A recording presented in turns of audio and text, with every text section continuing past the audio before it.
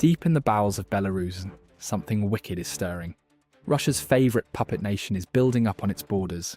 Alexander Lukashenko has finally gone off the deep end. Belarus is starting to selectively mobilise its military units. There was no mention of which country would be the subject of these operations, but Ukraine would be the obvious target. We have three scenarios. First, full mobilisation. Belarus moves its troops to the border, forcing Ukraine to divert critical resources.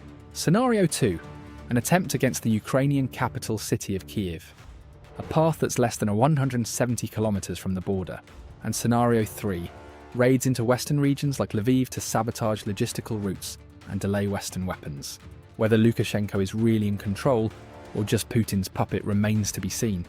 But the danger to regional security is real. He did not name which country would be the subject of those operations. He did not have to. Ukraine is the obvious target. Lukashenko framed his latest move as a necessity rather than a desire.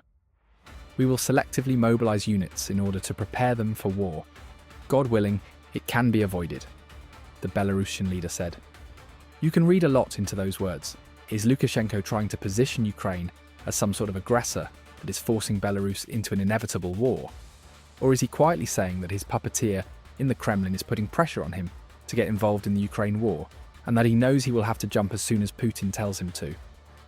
We can only guess, but what is clear is that Lukashenko's words did not come out of nowhere. The last few days have seen Belarus starting to make preparations for a fight Lukashenko apparently believes is coming. He made his comments during a meeting with his defense minister, Viktor Krainin.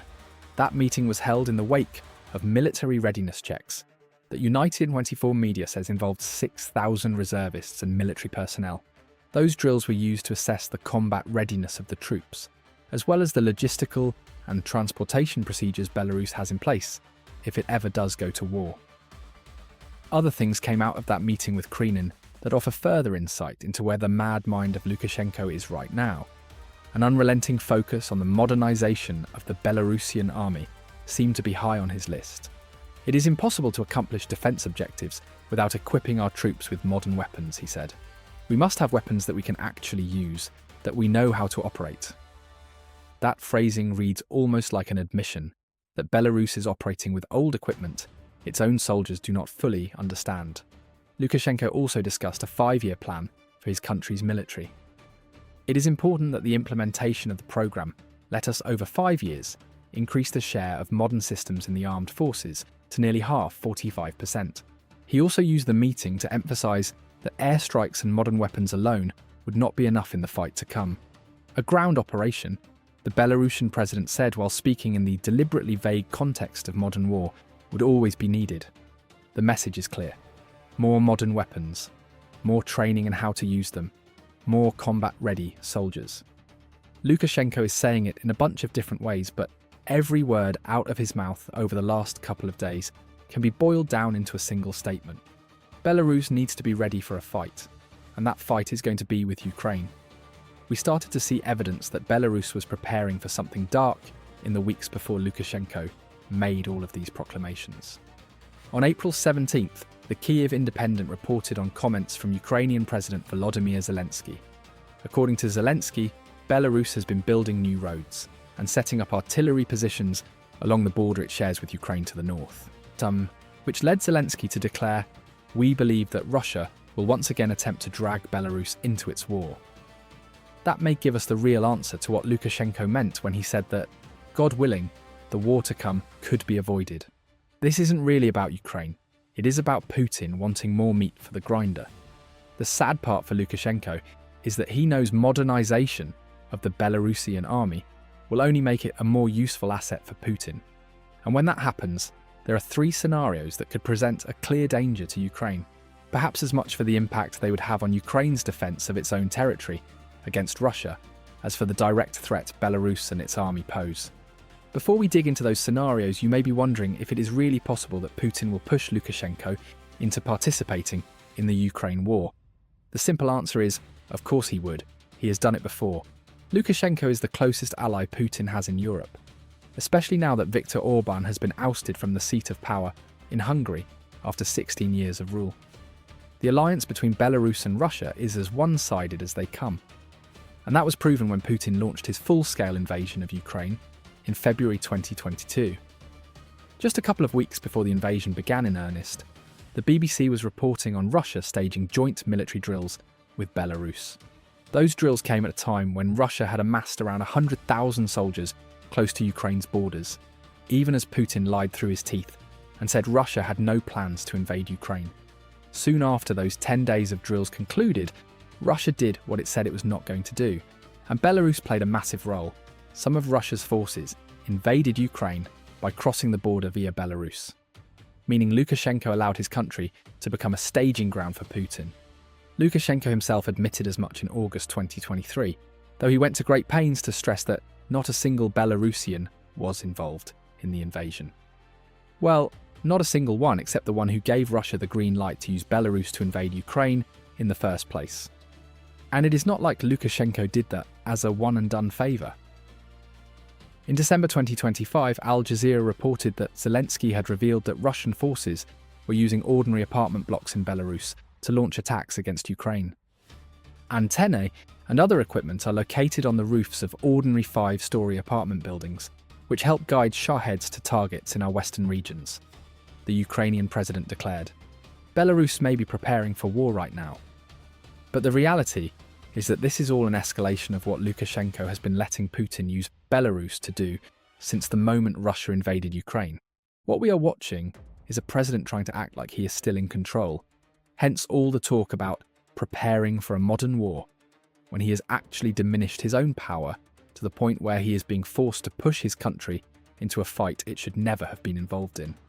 And all the while, Putin is more than happy to keep dragging the hapless Lukashenko down into the depths of his depraved war against Ukraine.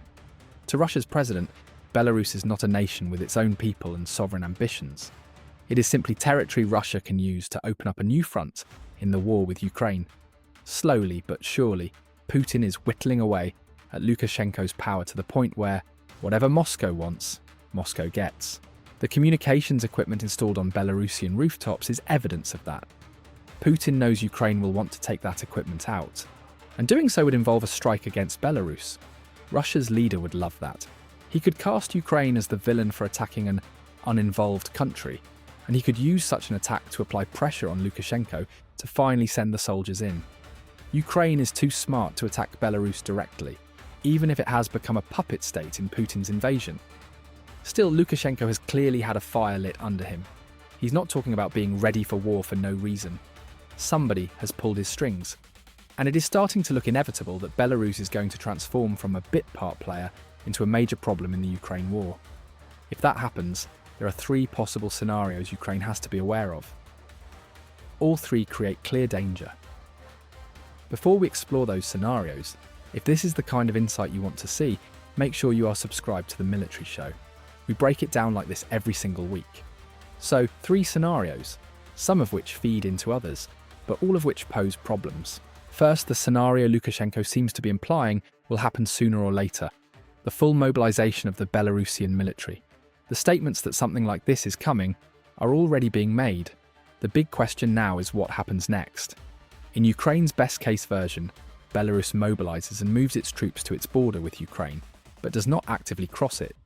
While that means no fighting on Ukrainian territory, the other 2 scenarios are very different. It is not like Ukraine could ignore something like this. It would still have to deploy troops and build up defences across the border with Belarus. All resources that have to be pulled away from the Eastern Theatre, where Russia is making a push to take Donetsk and finally claim the Donbass. The concept of diverting Ukraine's forces is going to be a recurring theme in these scenarios. Ukraine's worst-case version of the mobilization scenario is that Lukashenko follows it up by sending his country's army across the border.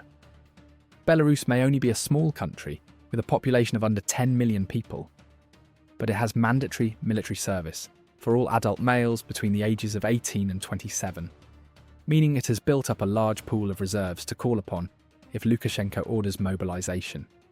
According to Global Firepower, Belarus has 63,000 active personnel in its military and 365 of our 400 reserves it can call upon.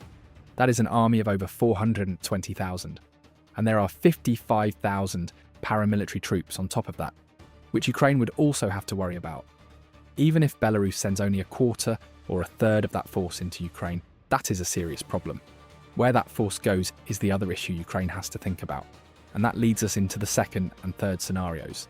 Scenario 2 is that Belarus attempts an attack on the Ukrainian capital, Kyiv. In this scenario, we would see Belarus try to repeat what Putin already failed to do during his initial 2022 invasion.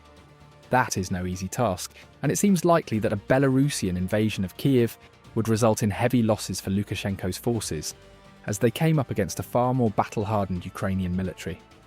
Still, an attack on Kyiv, even by a military that relies more on numbers than skill, is a real issue. The recurring theme of diversion comes back into play. Ukraine's focus is on Donetsk and the southern territories, where it has been conducting a counter-attack against Russia's forces.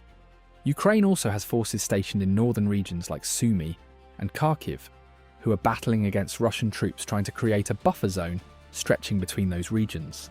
None of this means Ukraine does not have forces in Kyiv itself, but Belarus, sitting directly to the north of Ukraine, would have a path to Kyiv that does not require fighting through the regions where Ukraine's kill zones are shredding Russian forces. The path would not be completely open.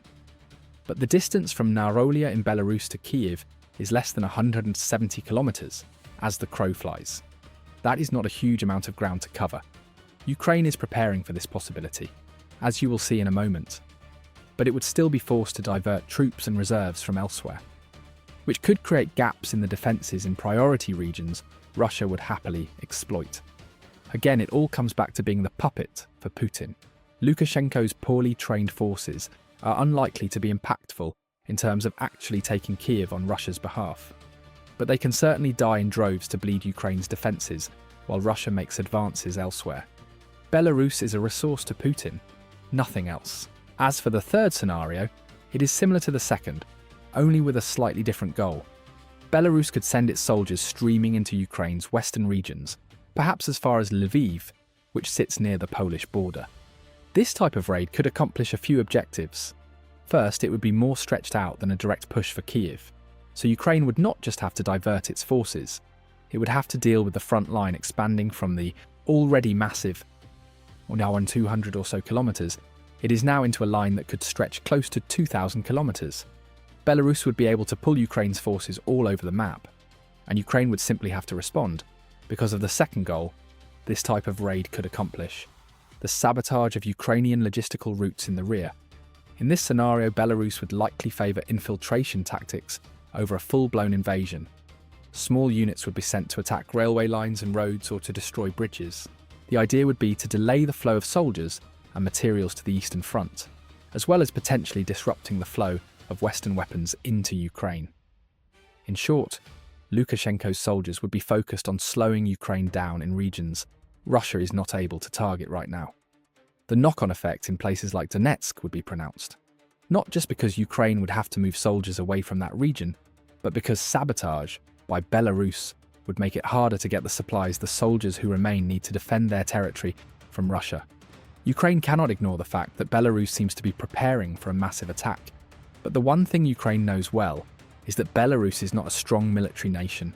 The country has minimal warfighting experience in the 21st century.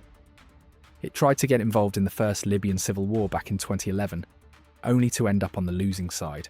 Beyond that, Belarus offered some limited support to the Ivory Coast during the First Ivorian Civil War between 2002 and 2007, and it handed over its territory for Russia to invade Ukraine. Those are not the kinds of combat credentials that will worry Ukraine when it comes to the capabilities of Lukashenko's troops. And when Ukraine's drones are wiping out the vast majority of the 35,000 Russian soldiers becoming casualties of Putin's war, each month, it is hard to believe Belarusian soldiers would fare any better. Putin will not care about the death, of course. He wants the diversion, and he appears to be pressuring Lukashenko to provide it. But the real question is, how would the Belarusian people react to their president going crazy enough to mobilize and send troops into Ukraine? Would that be one step too far, resulting in Lukashenko being deposed and Putin's plans crashing down with him? Mass protests engulfed Belarus in 2020 following Lukashenko's engineered re-election on August 9th. Perhaps Belarus's president is miscalculating when it comes to the reaction of his own people to a war with Ukraine. We would have to wait and see what direction Belarus's people and military will take if Lukashenko gives the order. As for Ukraine, it has been preparing for something along these lines for a while now. The Hudson Institute notes that a visit by one of its authors to Kyiv revealed the existence of seemingly new fortifications, pointing in the direction of the border with Belarus. Those may be the result of work Ukraine had been putting in during the weeks and months before, as the country's State Border Guard Service spokesman, Andriy Demchenko, revealed back in February. This direction is reinforced by various components of our country's defence forces, and the state borderline itself is also being fortified, with fortifications along the border so that all Ukrainian soldiers, all components of the defence forces located in this direction, have every opportunity to counter any threat that may come from the territory of Belarus, Demchenko stated. He revealed that fortifications are being prepared across the entire 1,000-kilometre border Ukraine shares with Belarus. Global Security adds that Belarusian intelligence suggests Ukraine maintains a contingent of 14,000 soldiers near the border, who have been in place for several years. The mines and other layered fortifications, the same outlet reports, have likely been joined by the same kinds of drones Ukraine uses in its kill zones on the Eastern Front. All of this is wise on Ukraine's part. It also shows that Ukraine has been working to make sure Russia cannot pull the same trick it pulled back in February 2022 without facing a lot of difficulty. Belarus may feel somewhat confident that a mobilized version of its army could make some progress through Ukraine's defenses, though how far it could get if Ukraine reinforces its defenses with reserves is a real question. But what Lukashenko may not realize is that it is not just Ukraine he would have to worry about if he sends his country to war. Poland and Lithuania will be problems too. On May 6th, TVP World reported that both nations had taken part in NATO-led drills in the Suwałki Gap, which is the thin strip of land that separates Belarus and the Russian exclave of Kaliningrad. That land is seen as one of the most sensitive areas of NATO's eastern defence against Russia. And its strategic importance has only grown since Putin invaded Ukraine. The exercise, dubbed Brave Griffin, focused specifically on the rapid deployment of troops and allied coordination in a potential defensive scenario where NATO needs to repel an attack through the Suwałki Gap. That is interesting. What Lukashenko now has to think about is whether an invasion of Ukraine could lead his NATO neighbours to grow concerned. Poland and Lithuania border Belarus to its west and northwest. If Lukashenko makes the push into Ukraine, that could be the trigger these nations, and perhaps other NATO members, need to take Belarus out of the picture. After all, Belarus is Putin's puppet state. Lukashenko getting more aggressive amounts to Russia, expanding the scope of the Ukraine war, that could be what finally prompts a NATO response, which would make Lukashenko's call to war the gravest miscalculation he has made as the dictator of Belarus. And on top of all of that is the one thing we have not yet covered when it comes to the likely Ukrainian response to a Belarusian invasion: long-range strikes. A glimpse into Belarus's future may come from the fire Ukraine has been raining down on Russia's oil refineries and military infrastructure over the past few weeks. Check out our video to learn about the firestorm Ukraine unleashed on Russia in mid-April, and then ask yourself whether that is something Belarus could absorb if it invades Ukraine. And if you got some new insight from this video, remember to subscribe to the Military Show so you don't miss any of our analysis of the latest developments in the European security situation.